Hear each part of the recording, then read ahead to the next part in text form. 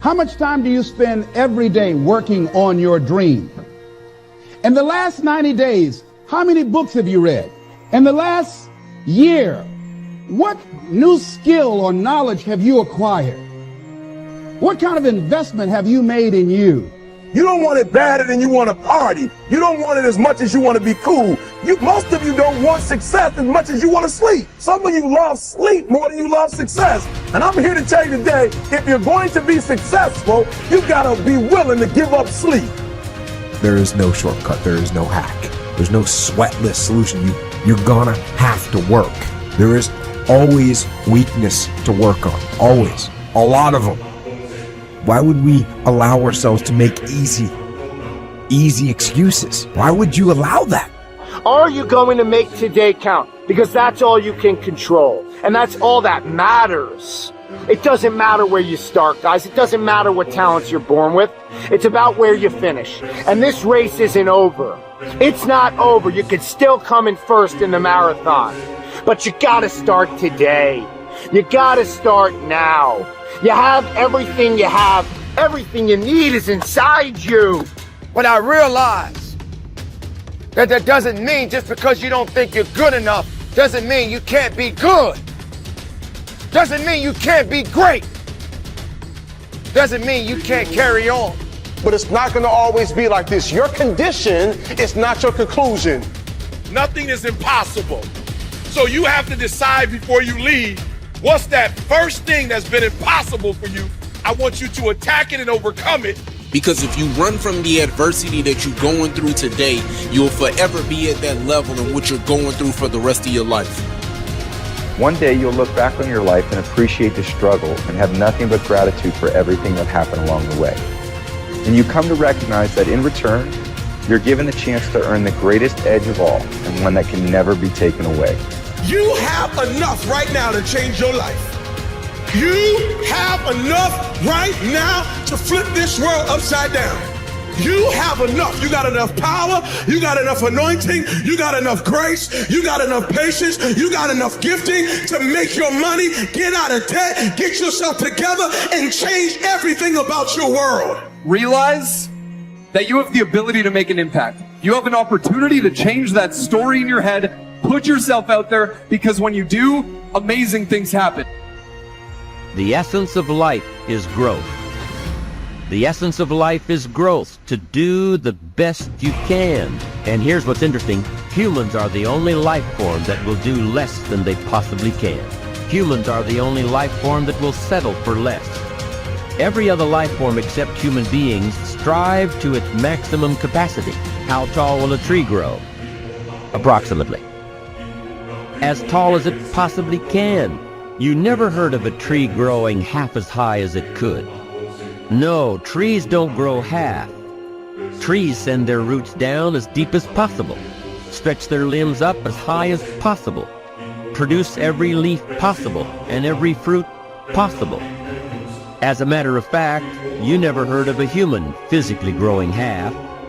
We keep growing until we're done. Now that's a part of life we can't control. It's genetically coded.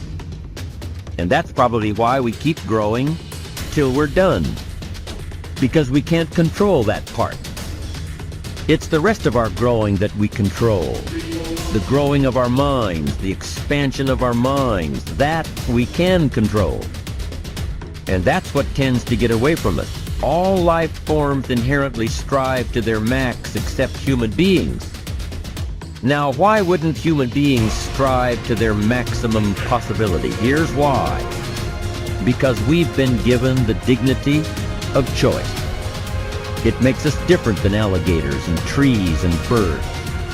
The dignity of choice makes us different than all other life forms. And here's the choice: to become part of what we could be, enough to get by, or to become all that we can be. My best advice for you is to choose the all. Earn all you can, make all the friends you can, read as many books as you can, develop as many skills as you can, see as much as possible, do as much as possible, make as much fortune as possible, give as much of it away as possible. The max.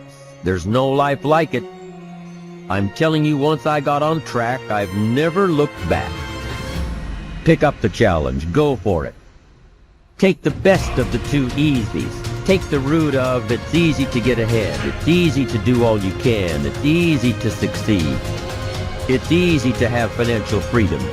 The more you do, the more you get. See, if you're playing it safe, you're not going to win. If you're playing it safe, like that old saying, you know, you were taught when you're a little girl, better to be safe than sorry. Well, that's a bunch of crap. It's not better to be safe than sorry. It's by trying things that you figure out how far you can go. You got to get outside the box.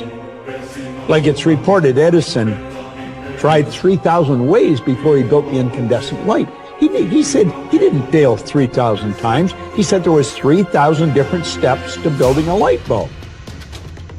Well, there's different steps to get to where you're going. And I really do treat winning and losing exactly the same. I do not let it upset me. Do you think that's a big part of why you're so successful? Well, it's part of why I enjoy it. Yeah, I think it is, because I'll try anything. Like if I'm into an idea, the idea of losing never enters my mind. See, I have worked with giants. I had the good fortune of working with Sir Edmund Hillary. He was the first man to stand on top of the world.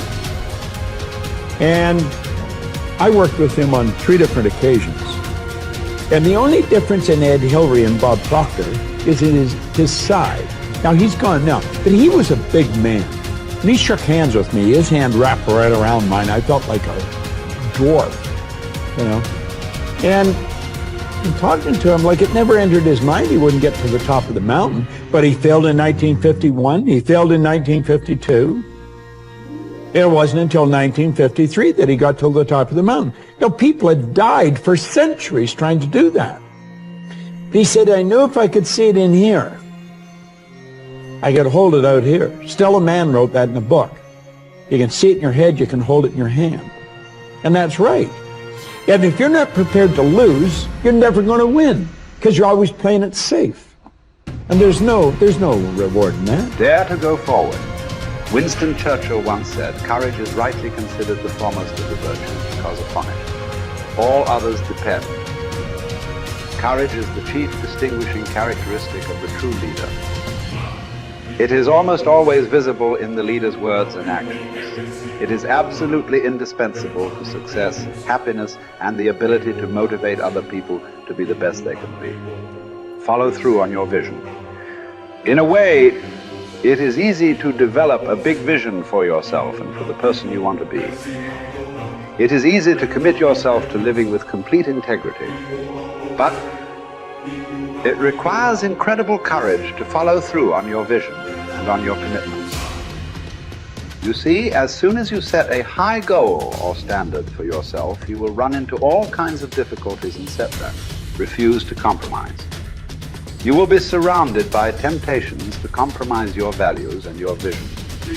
You will feel an almost irresistible urge to get along by going along. Your desire to earn the respect and cooperation of others can easily lead to the abandonment of your principles. And here is where courage comes in. Stick to your principles. Courage combined with integrity is the foundation of character. The first form of courage is your ability to stick to your principles, to stand for what you believe in and to refuse to budge unless you feel right about the alternative. Courage is also the ability to step out in faith, to launch out into the unknown, and then to face the inevitable doubt and uncertainty that accompany every new venture. Avoid the comfort zone. Most people are seduced by the lure of the comfort zone. This can be likened to going out of a warm house on a cold, windy morning. The average person, when he feels the storm swirling outside his comfort zone, rushes back inside where it's nice and warm. But not the true leader. The true leader has the courage to step away from the familiar and comfortable and to face the unknown with no guarantees of success. It is this ability to boldly go where no man has gone before that distinguishes you as a leader from the average person. This is the example that you must set if you are to rise above the average.